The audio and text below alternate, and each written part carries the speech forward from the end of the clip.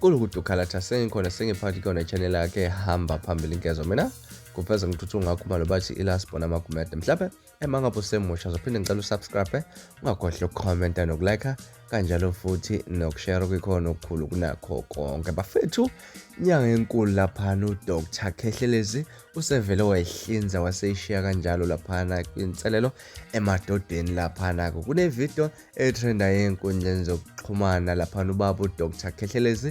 echaza laphana ukuthi ayikho indoda engakaze iphoxwe umphambili wayo laphana ke sazi ukuthi ke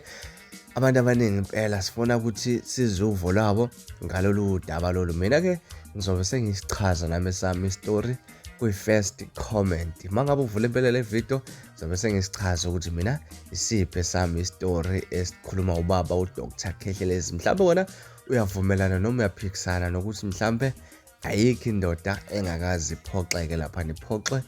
owayo umphambili lapha mhlawumbe le kumhlawumbe ngichaza kakhulu nayi video kababa Khehlelezi kodwa nje sikhuluma iqiniso nje kumsulu ayikho indoda engakaze iphoxwe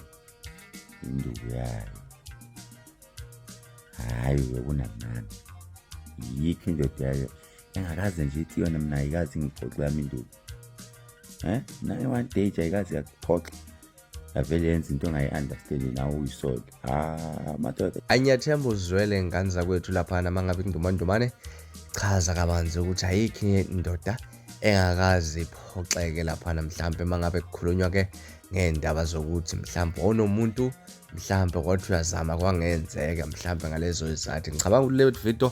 chaza lokho ke namhlanje sithina sakhe istory ngalolu daba ahlala lapha na comment section kungixoxele kabanzi khumbula ukuthi sami sisithola lapha ku first comment yale video mina ke ngilasiboni sengiphuma kanjani ngiyakuthembisa ukuthi ngiyabuya nezinye izindaba ezilandelayo